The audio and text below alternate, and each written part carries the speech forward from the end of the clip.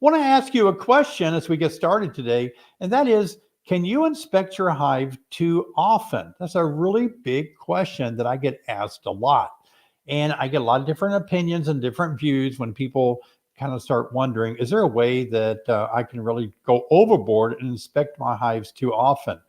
And so I want to jump right into our lesson today, talk about that. Then we'll get into some questions and answers that many of you will be asking a little bit later. And my team of Sherry, Jessica, and Robbie are standing by to flash your questions up there in just a minute. But let's get through this today. But I do want to encourage you to think about, how often should you inspect your hive? So the first question, can you inspect your hive too often? Well, yes and no. Yes, if you're clumsy and you kill a lot of bees during your inspection, then yeah, you can inspect them too often because you're killing bees, you're violently interrupting, the colony as it does its day-to-day activities. So if you're clumsy, that's going to be a problem. You shouldn't inspect your hive too often. But if you're not clumsy, and we'll talk about that in just a minute, and you're smooth and you're gentle with your bees, and you respect what the bees are doing, and you're careful not to hurt bees and, tear the thing up like a big grizzly bear taking it apart, then no, you really can't inspect them too often, I don't think. And so that's something let's dive into then. First of all, you're thinking to yourself, what does he mean by clumsy? How not to be clumsy? Well, the one thing that I teach new beekeepers is I really think it's important that we get a death grip on that frame so that we don't drop it. Dropping a frame is bad. Now you think, well, so what's the big deal? You drop a frame, let's say a frame of brood, all the bees fly off, you pick it up, the bees fly back in, everything's fine. Not really, because once that frame of brood make contacts with either the ground or your hive, I would say that there's a really good chance that half of the developing larvae will be killed. They're sitting in a pool of rolled jelly with their spiracles on one side, bringing them air. And once you drop a frame and they dislodge from that position, they might flip over and suffocate. And it could injure the developing pupae as well if their wings are not fully developed yet, and so on. So dropping a frame of brood can be harmful to the developing larvae and pupae, just like we're careful how we handle queen cells until they're of right age. So we never want to drop a frame. It's not good. And so now let me tell you about holding a frame. We usually pinch the frames with our little, forefinger and thumb, where that little ear of the frame comes out on both sides, and we get a good grip on that. I sometimes use another finger down below to stabilize it even more. But when you rotate it over, that's when that death grip is going to be so important. Here's what makes it hard. If you're wearing gloves, it's likely that sometimes your gloves have propolis on them or honey or nectar on it, and that makes your gloves more slippery. Even barehanded, it makes your hands more slippery. The propolis and the honey mixed together, it's a slip and slide. So if you raise your hand if you've ever dropped a frame before. I have.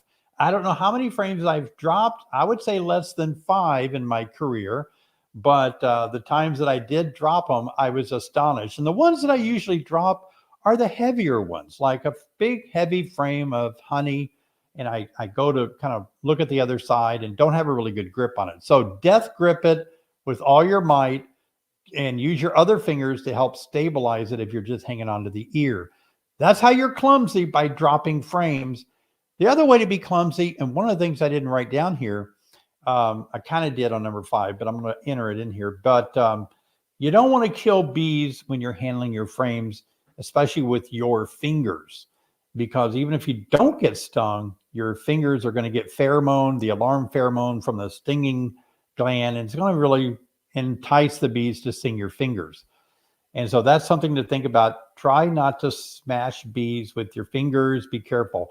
Big one for me, number 2, is to work in slow motion. The calmer, more slowly you work, the calmer the bees are. So you got to work in slow motion. If you work fast and you handle frames fast, like you pull them up really fast, to me, that's clumsy.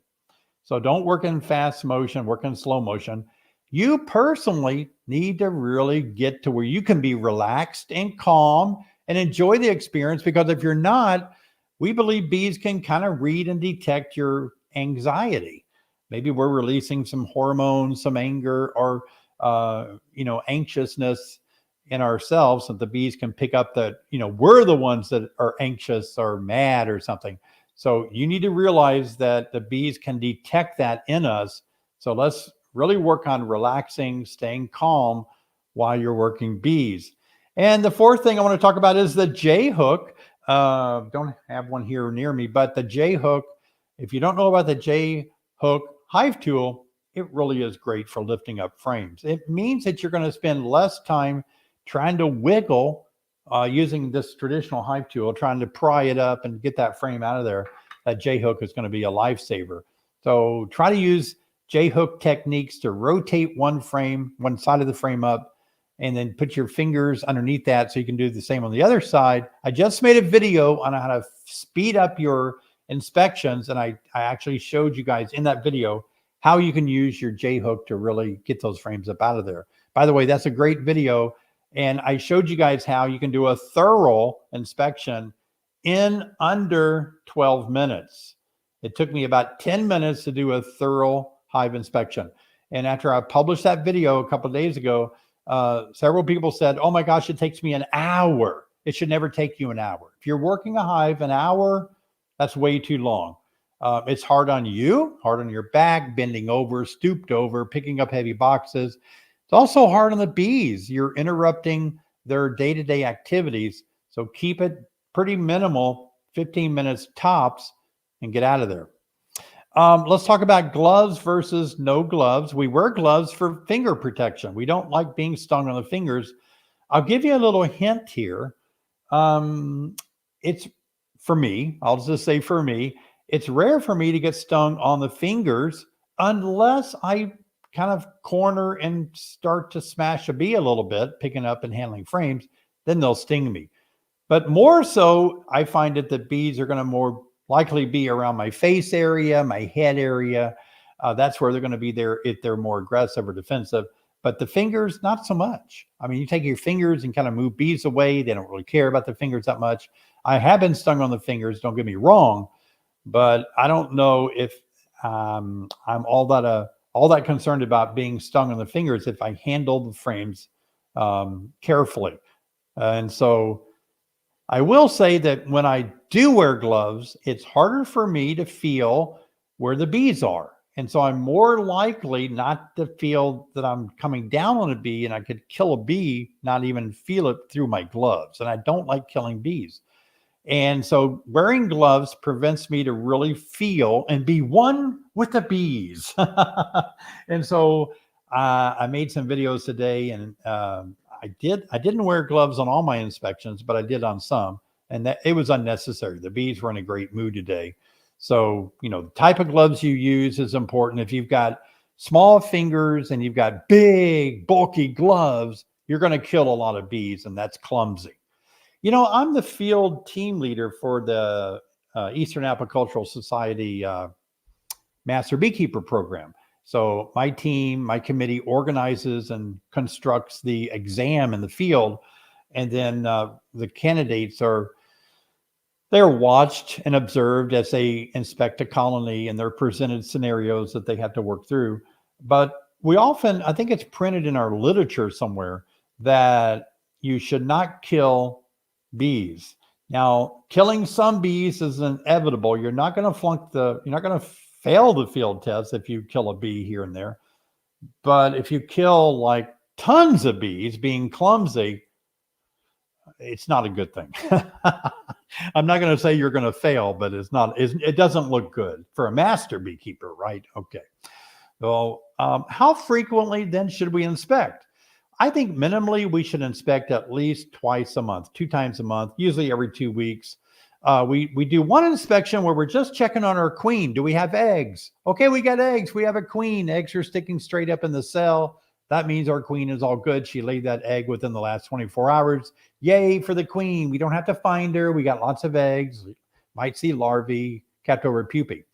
But then the next 2 weeks when we do our inspection, we want to do that thorough inspection where we're kind of looking for anything. We're looking for European foul brood, which would be not pearly white larvae. It would be twisted in the cells. The larvae might be discolored, heavily spotty brood, so on.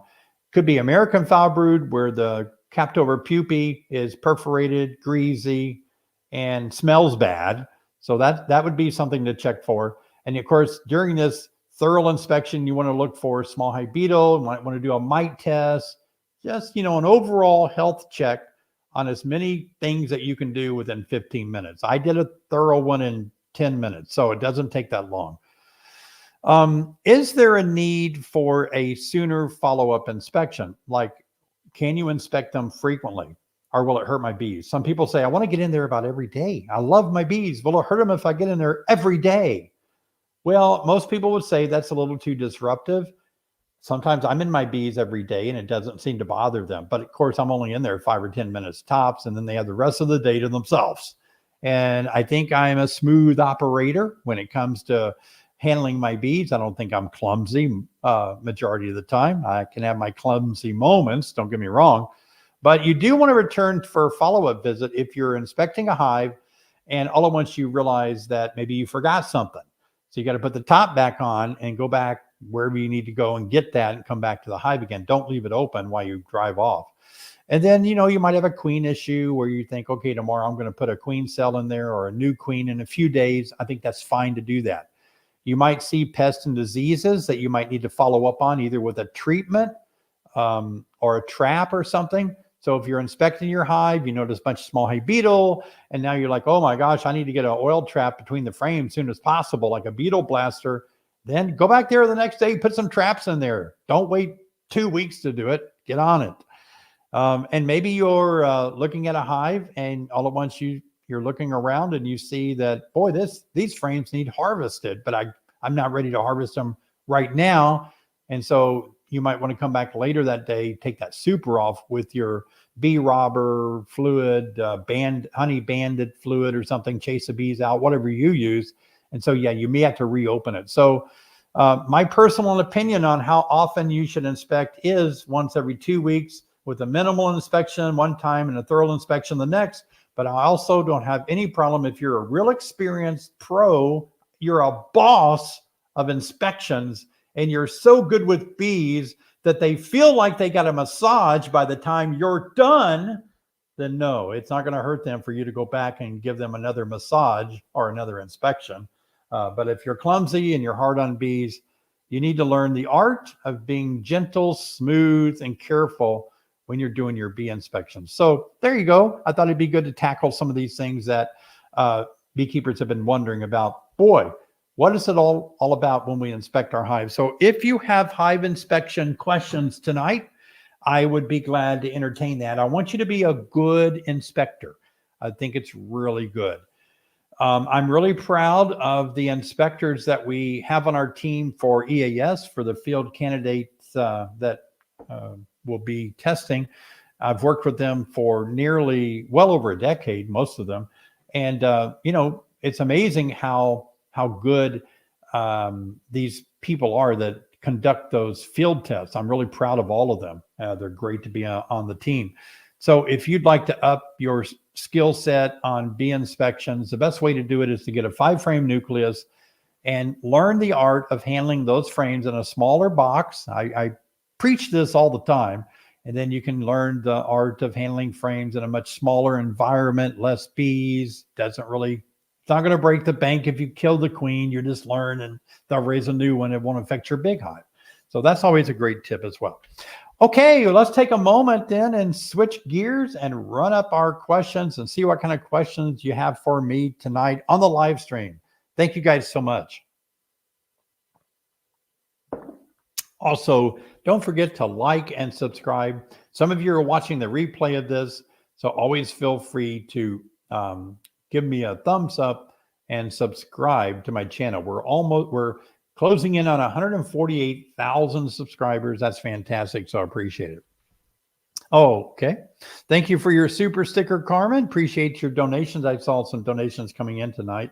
So I appreciate all of you guys that are able to support the cause. Appreciate it much. Okay, newbie here. Would you open feed 5-gallon bucket of sugar syrup at this time of the year? I've seen people recommend it and some don't. Thanks. Open feeding is something that is debated. Now, in some states, they I don't know if it's illegal, but it's not looked upon very favorably because sometimes those open feeders they believe that open feeding can spread spores of various pathogens and so on, and that's a concern that a lot of places apiary laws have and so forth. I've been with large local commercial, or no, I shouldn't say local, but large commercial beekeepers, and they feed their bees in 55-gallon drums, some of them with sticks and trees and boards sticking out, and it's just a mayhem of confusion. I open feed here because I know my bees. I'm not worried about diseases being spread around. I wouldn't open feed if I knew I had a contagious disease. But since all my hives look healthy, I open feed. Now, when you open feed like that, you shouldn't do it too close to your hive. That's going to be a problem. It could induce robbing very quickly. It's got to be really far away. How far away? As far as you can. Don't put it in close to your bees. And the other thing is a lot of bees are going to drown because a bee will stand on top of a bee, on top of another bee, on top of another bee to get a drink and force some of them under the water. So it's important to figure out a lot of sticks, floating devices to help with that. So it's not without its struggles. A better method would be to take an entrance feeder, and the Boardman entrance feeder, and with its little container that holds it in the entrance, and set it real far away. That way the bees won't drown and they won't get stuff. They won't die in the sugar water. Thank you, Mark, for your donation tonight. Appreciate it a lot. All right. Hey, Jeff, I have black queens that are amazing. Any idea what breed they are? Nope. You don't know based on the color whatsoever. The color allele and the bees. I mean, we sometimes think we know, but I have 6 children, and so many have, red hair, dark hair, blonde hair, same mom and dad. Not going to know based on the color that much. I wouldn't bank on that at all. We do tend to think we know, but it's such a mix out there in the U.S. now that we really don't know. Yeah, good question. Hey, Sherry, what do you do with frames that are full of capped honey, but don't want to extract yet and need to get it off? Yeah, what I do is if I don't want to extract, but I need to get it off, I kind of made a video on that today. But what I would do is I like to put them in my freezer. I have a big freezer, and so I'll take. Sorry, I don't understand. I said the word SHERRI, and she thought I said her name. I get that all the time where I live with a woman named SHERI. But anyway, I put them in the freezer, and if I can keep them in the freezer, it's great. It keeps the honey perfect. But I know freezer space is not available to everyone. But if you don't have freezer, you're just going to have to leave them on the hive until you can get to them. Thank you so much for your super sticker, Michelle. I appreciate that so much. Thanks for your donations tonight, guys. Appreciate it. All right, June the 27th today. Are you still feeding 1-to-1? No, I'm not. I think there may be one hive that I am because I felt like they were short a little bit with a queen problem. So I'm trying to bolster them up a little bit while that queen gets kind of laying good. But that's the only hive. No, they're actually bringing nectar in. They're actually filling up honey supers. So anytime I have my honey supers on, I'm not feeding my bees. But if I had a struggling colony, as I talked about last week, last week's live stream was about how to bolster up a weak colony. And if they're drawing out foundation and such, it sure doesn't hurt to feed them until you get those honey supers on. Yep, good question. A plan helps, however, by the time I get to the second deep, the bees are about done with me. If my queen is in the top and I see a good laying pattern, would you call it good and still check the bottom. Now, that's something funny there, because when I was a young man getting started in beekeeping, I was so scared to go very deeply into that hive. I was just so unfamiliar with bees and beekeeping. I didn't like to go into the bottom deep. I thought that was like a sacred chamber where the queen was there with armed guards that were prepared to kill me and haul me away or something. But I understand what you're saying. Some colonies, the longer you have them open and the more frames you manipulate, the more defensive they become. Yeah, if you look in your top deep and it all looks good, there's no need to go to the bottom deep unless you really do suspect something foul. So I do that quite often. Usually I've got a message today from a friend, a well-known commercial beekeeper, and he was telling me, if you look at 3 frames of brood, that is enough to make a good opinion about the health of that brood, 3 frames. So keep that in mind. Yeah, good question. Hey, thanks, Jeff, for your super sticker tonight. I always love to see you guys supporting the cause here. And if you can't make a donation for some reason, you don't understand how to do it on the live stream here, you can always go to our website at honeybeesonline.com. We do have a place there. You'll see a menu on the left side where you can donate to our live streams from our website. Hey, Art, how are you? Can the very hot temperatures, 110 plus, cause issues with the brood frames during inspection? Wow, I think 110 degrees plus Fahrenheit. That is outrageously hot, Art.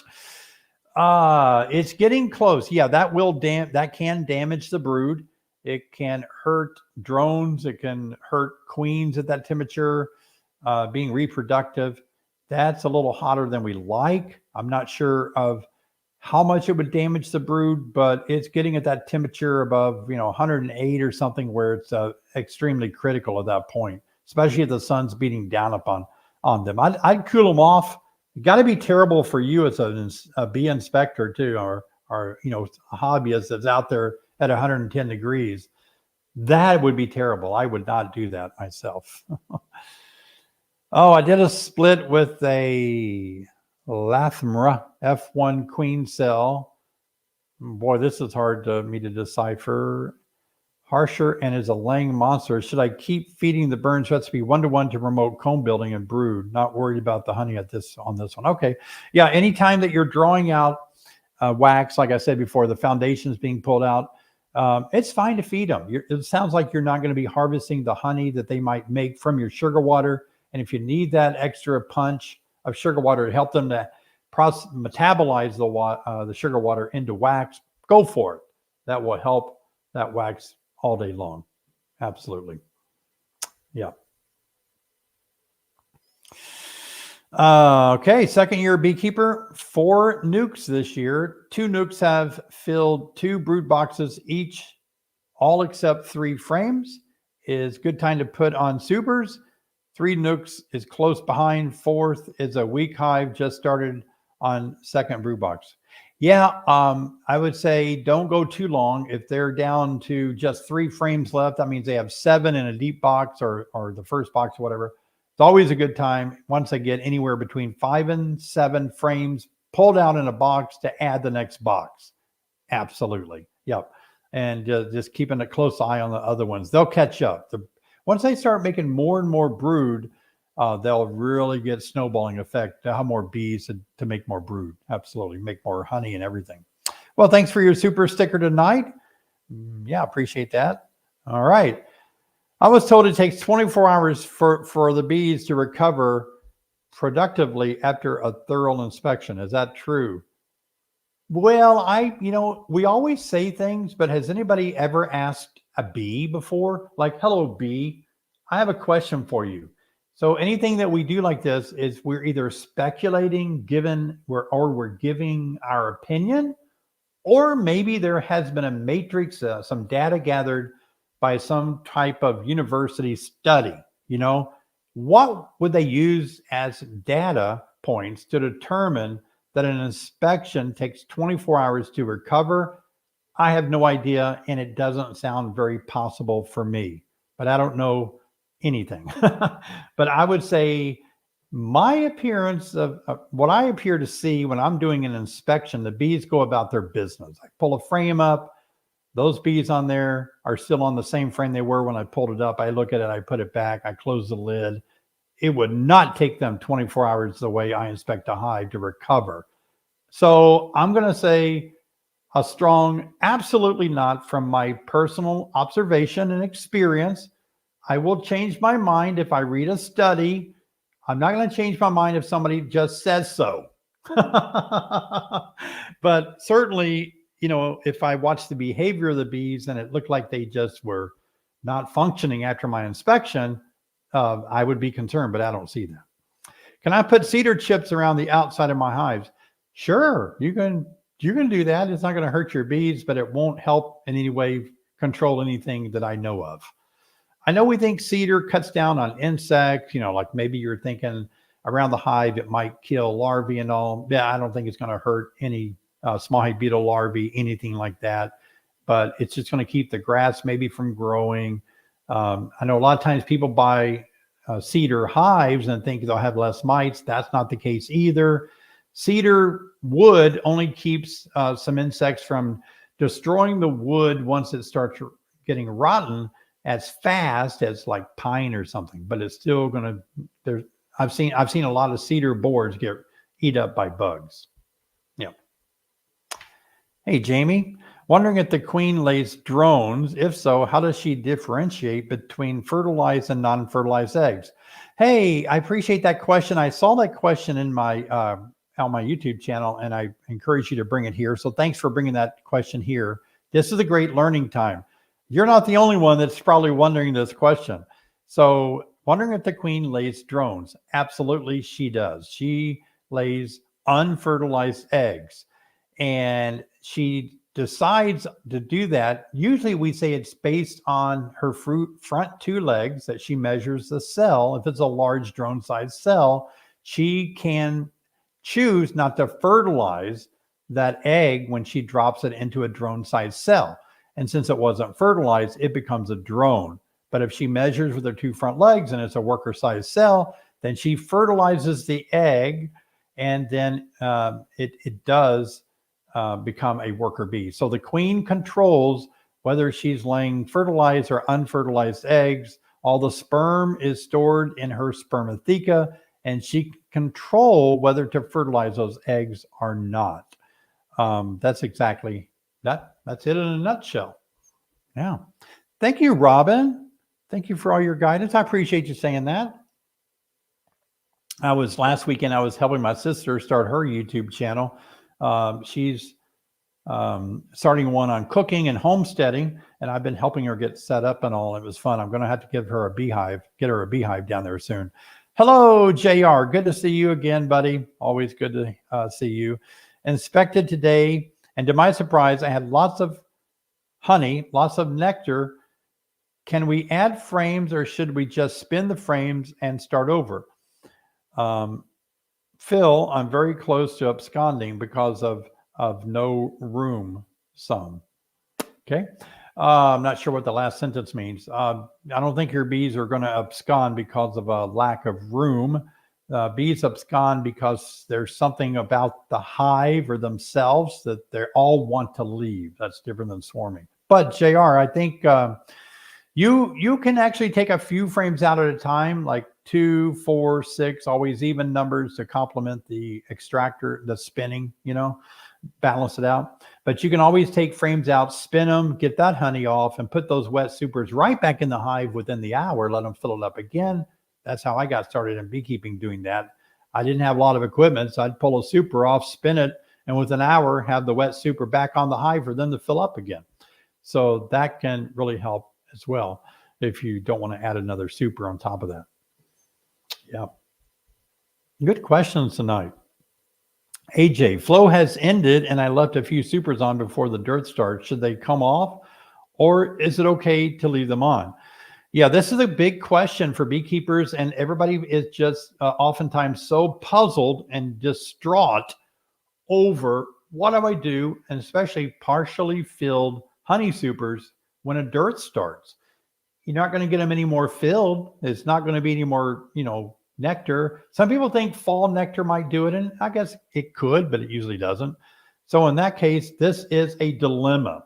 there's a tough dilemma. You can leave them on there and hope they'll pull that excess nectar or honey down below into the brood area. They do move honey like that. Or you can take it off and, like I said earlier, freeze it, store it in a bug-free, low humidity place, and then give it to them next year. But I wouldn't go through the winter with a partially filled honey super, because they might move up into it thinking it's going to be a food source, and then it turns out not to be much up there, and they get trapped away from the honey. Yep, so keep that in mind. Hey, Charlie, always good to see you again, buddy. Thanks for your donation tonight. I appreciate it so much. Yeah. Oh, where do we get the bee cage that I saw in your video? Requested that I ask. Oh, yeah, I did ask you to drop that over here tonight, so I appreciate that. It's called a queen isolation cage. And the one I'm using is made for a deep frame. And I completed that video today. And you'll have to watch the video to see, when I publish it, to see if the queen got out or not around the top there. But I buy those from Better Bee. Now, I don't know if other beekeeping companies sell them. I'm not promoting one company over the other. That just happens to be the place that I first saw that carries them. They do make them in medium size or a deep size. So if you're running all medium size bee hives, you can, boxes, you can do that as well. But Better Bee does sell those, and I kind of like them. They're kind of neat. So you have to watch that video to see if I'm in love with this experiment that I did.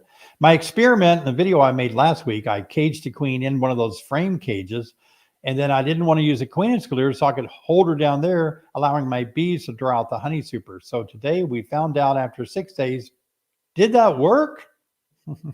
Intrigue. You have to watch the video when it comes out. Hey, Jessica, all frames drawn out, filled with resources. So the queen has nothing to lay, but the empty frames they aren't drawing out. What should I do? You know, that is so common. And it is frustrating because it seems like the bees aren't doing what we think they should do, what makes sense to us.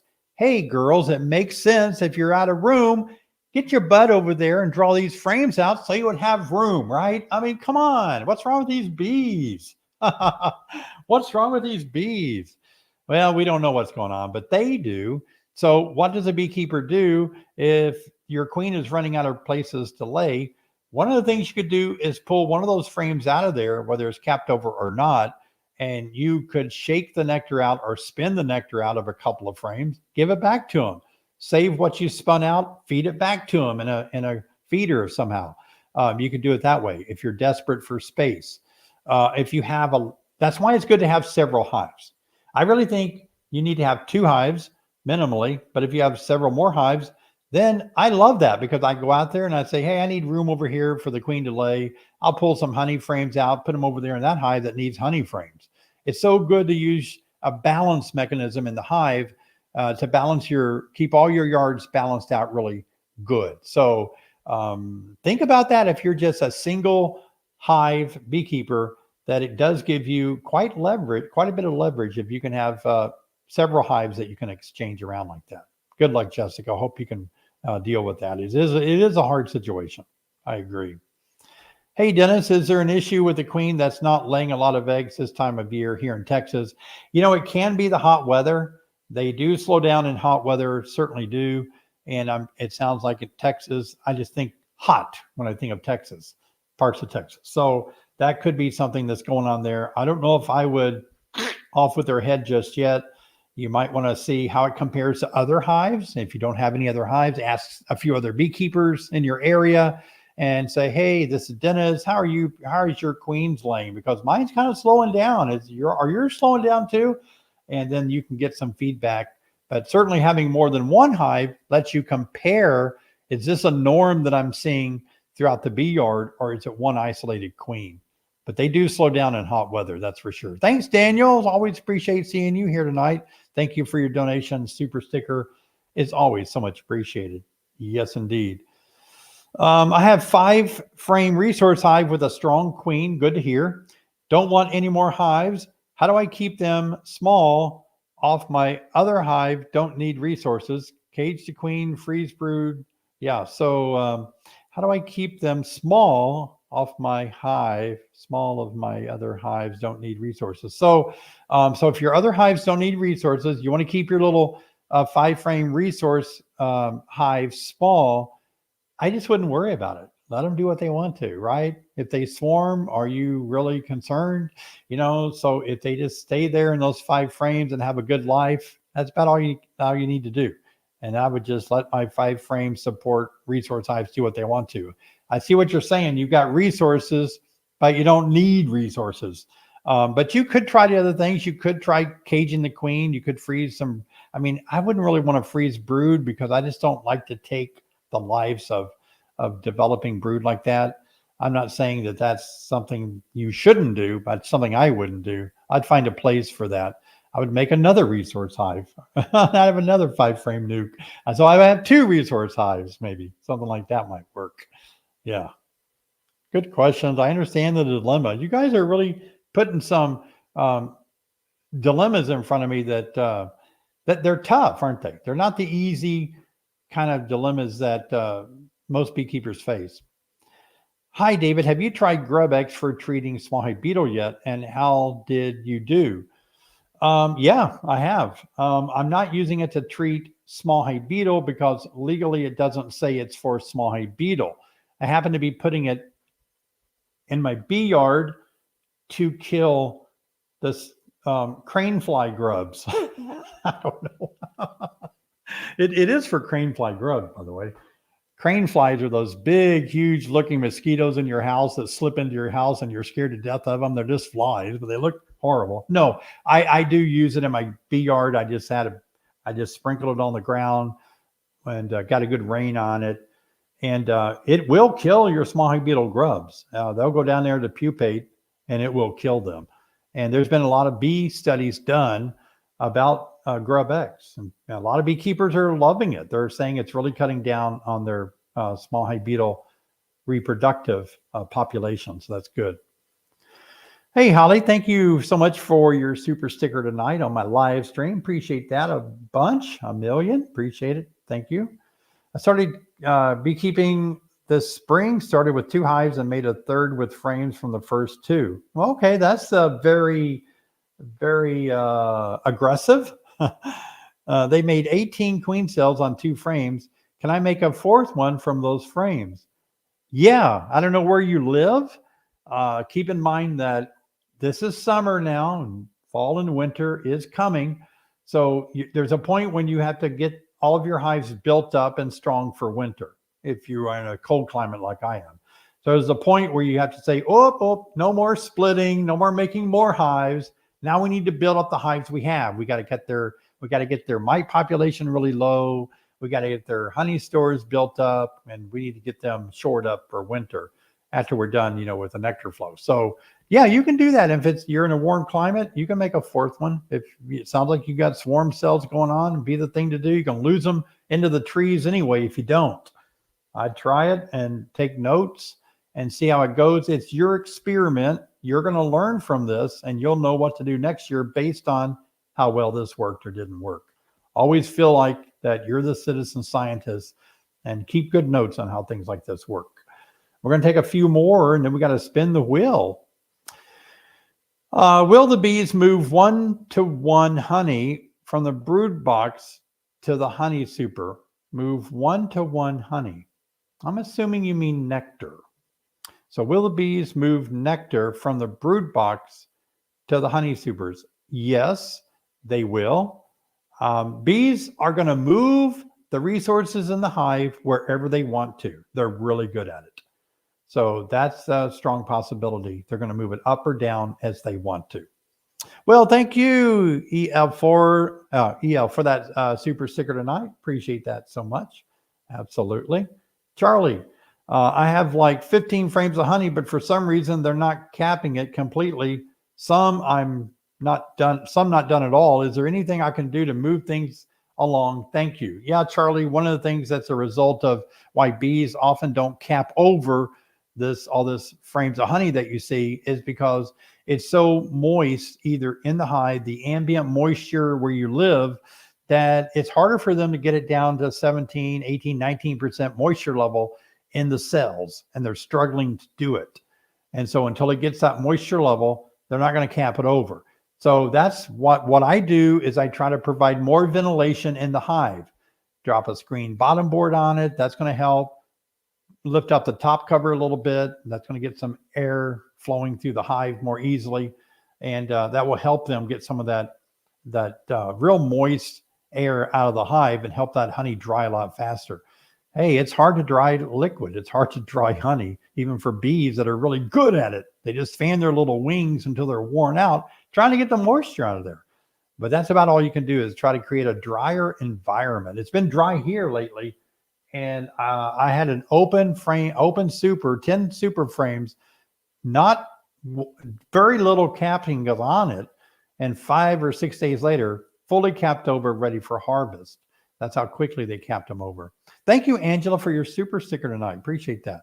That's great.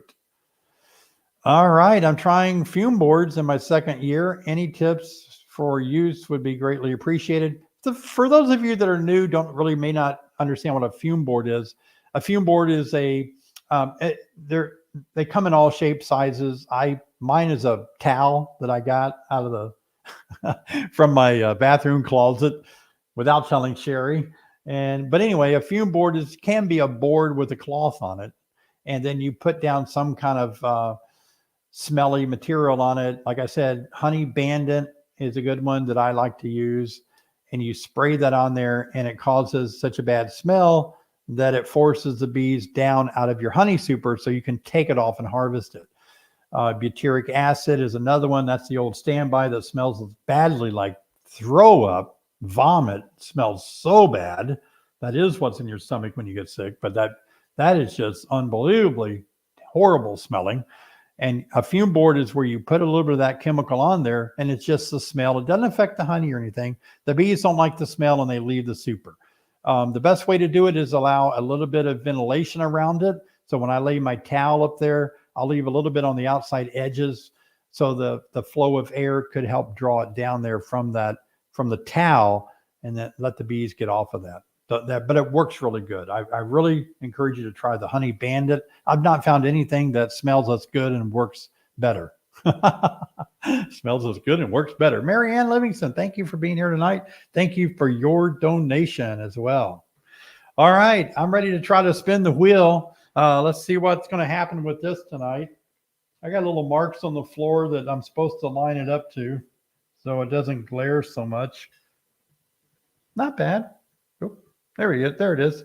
So here we have a bunch of different things that you could possibly enjoy. So we have some crazy bee stories, some bee facts, tools of the trade, embarrassing moments that I'll share with you. If it lands on these stickers, then we'll do a drawing to see who will win a robber screen tonight.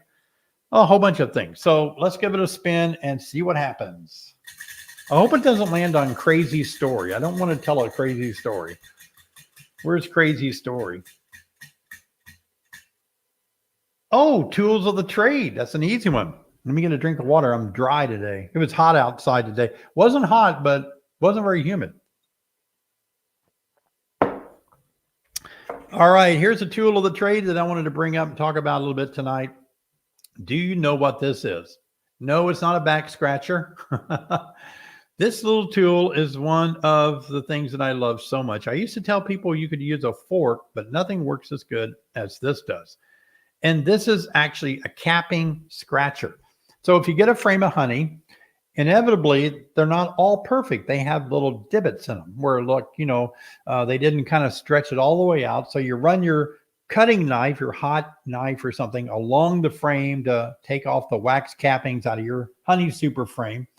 But there's a gap there that's not uncapped because it had a little indentation to it. So then you take this guy here that's so good. These things are so sharp. I've actually poked myself and drew blood with them accidentally. But you can get in there and just scrape off the cappings of these little divots of places that you can't get your knife into. So this is called kind of like a capping scratcher. And I thought a fork would work, but nothing works as good as this one. This has a second use. Yeah. wonder if anybody knows. Leave a comment if you know what the second use of this is. Kind of go this one. The second use of this is gross. No, it's not an onion slicer. Anybody know what the other use for this is? Anybody know? Anybody want to venture a guess? What is the other use that we use this for? Cap scratch fever. That's a good one. Oh boy. Oh, somebody got it. Jonathan. Oh, wait a minute. Who was it? Here it is. Well, several of you got it. Laura got it. The comments are going by so fast, I lost who said what. But you're right. It is. A lot of you guessed it. Boy, I'm with a smart crowd. You guys are going to have to start running the live stream. You know, you guys are great. But it is for, like, if you have a green drone comb and you want to use it to pull up some of the drones to look to see if they have mites on them. This works really good to kind of pierce the drones and pupae and pull them out, kind of uncap and look at those drones and see what it looks like. So a lot of you, a decapping drone comb, that's really good. A lot of you had a lot of other uses, and you're not wrong. A lot of you are putting answers down that this probably would work for all the things that you said. Oh my gosh. Okay. Let's do one more. I want to do one more. All right. One more spin to win wheel. I'm ready. It fell in the one spot that I needed one more suggestion from you guys. Gosh, it won't stop. Oh, a safety tip. Okay, safety tip. Here we go. So a safety tip that I had in mind is this. I'm going to try to perform the safety tip. So let's say you're out in the field, you're wearing a hat and a veil. Let me get in here. All right. This isn't the best one to demonstrate. And it's really hot. The safety tip, stay hydrated.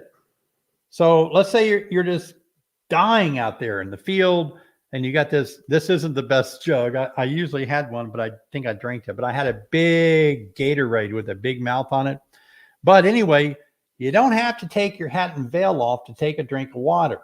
So it's not perfect, but what you do is you take your Gatorade bottle, hold it up against your face tightly. And this is so you don't get stung while you're trying to take a drink in the field, and just drink like this. Leaves a little wet mark right there. You don't take your hat and veil off. You stay hydrated and you don't get stung while you're doing that safety tip. Okay. Wow, that's cool. All right. Well, I think we should go ahead and have one giveaway. It didn't fall on one of the giveaways, but I would like to give away tonight before it gets too late. I'd like to give away a robber screen. These robber screens are really good. I do enjoy using these a lot. And a robber screen, for those of you that may not understand it, robbing is going to happen. Don't think it'll never happen to me and not be prepared. I think these can be snapped off and made for an 8-frame as well. But when robbing happens, you're going to wish you would have one of these. So the robbers are wanting to go in here because they smell the hive, but your bees are coming in and out of these little doors at the top up here. Let's see if I can open one. They're easy to open. There you go. So your bees can go in and out up higher while the robbers keep trying to break in this way. And it's got 2 different doors on each side. So we'll go ahead and start collecting comments to see who will win. The word to use is #screen. So if you want to write in the comment #screen, and in just a minute, we'll roll the winning thing and see who will win a robber screen. Again, remember, hopefully you live close enough where we can ship this to you. We're not going to be able to ship this in a real far away country. It's going to cost us way too much. I love that you're watching from a far away place. I'm great that you are. I think it's wonderful, but you just got to understand, if it's too expensive to ship, it just won't work out for us. And there are other regulations too. But hopefully, if you're in a place, if you don't have one of these, you're in a place where we can ship you one, go ahead. #screen. Now, somebody added a little bit more information after #screen. Don't do that. You're not going to be eligible. it doesn't help to add your name in there 1,000 times as well, but we'll see who might win a robber screen.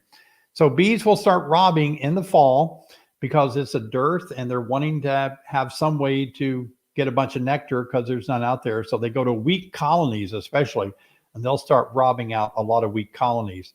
And they actually can kill the queen and kill your hive and steal all the honey. And you're just so upset. It doesn't mean if you, like some of you think, well, I only have one hive, so they can't rob. Bees will come from 3 miles away to rob your hive. So I want you to have robber screens ready in case this happens. In fact, it doesn't hurt to put robber screens on even before the dearth starts happening. Bees can still go in and out just fine. It's a dearth, so they're not going to be, going in and out like crazy, but it's going to keep those robbers out. They won't even get in there. So it's going to be a big help too. Thanks, Richard, for your super sticker tonight. I just can't believe the time went so fast. What's happening in the world? Raise your hand if time goes fast for you. There should be a way that you can raise your hand. I know you should. I know you want to raise your hand. I want to raise my hand. And I want to know why time goes so fast as I get older. Wow. I'm going to run out of life if if things keep going so fast for me. All right. I think I mentioned all the important things tonight. Let's go ahead and see who will win the robber screen. Robbie is going to see who wins the robber screen. Okay, names are going by at a fast pace. A lot of you here tonight. Thanks for being here. All right. Well, JR. Wow. Well, buddy. JR, sounds like you know what to do. JR actually was here at the homestead at the bee yard buying some bees off of us this year. So he'll know how to contact us within 24 hours. And we'll get that robber screen sent out to JR. That's good. Can't remember if you go by JR or Junior. I think it's JR. Sorry if I'm messing that up. All right. Well, we're down to the last 3 minutes. This is the time to really say, wow, you guys are awesome and great. So many of you are so wonderful to be here tonight. And I enjoyed just helping you with all your beekeeping questions. One of the things that I'm passionate about, it dawned on me when I was helping my sister start her YouTube channel, is that it really inspires me to inspire other people. It turns my crank to help other people. And I'm here to help you. I used to be around a lot of beekeepers, and there's a lot still out there, and they're not going to help you. They're not. They're busy, or they don't want to. They don't have time. They just aren't going to tell you what you need to know for whatever reason. Now, not everybody, but you'll meet some, and you've already met some. And so I'm trying my best to help you guys. We do offer online courses, and when you buy one of those, it helps us pay bills. I'm not going to lie about it. We really benefit when you guys support our business. That's the only business I have. It's a full-time job, this bee thing. And so anything that you do helps so much. But certainly there are times when I offer so much free content, 3 or 4 videos a week for you guys, the live stream where you can just sit down and ask me questions. So I'm working for you. I'm working hard for you to help you so much. I'm dedicating a lot of content. By the way, speaking of content, have you ever listened to Beekeeping Today podcast? Jeff Ott, I think, and can't remember Becky. I always forget Becky's last name, but they interviewed me. That's available. Just Google Beekeeping Today podcast. They did an interview with me, and I had fun talking with them. So that was another example of live free content. So thank you guys so much. I hope you know that I am on your side. I do have your back. We're all rooting for you. We're hoping that your bees do fantastic. I'm going to try to keep helping you as much as I can, producing a lot of videos. So I want you to know that I appreciate you. This is the live stream with heart. I'm not just spraying out beekeeping information. I'm here to help you live a better life. And bees help us do that. And a community of beekeepers help us do that as well. It helps us have a friend we can talk to and share with on a regular basis. I'm that friend. So thanks for being here tonight. I love you guys. Thanks, Jessica, Sherry, and Robbie for helping out. Wonderful job. We'll see all of you next time.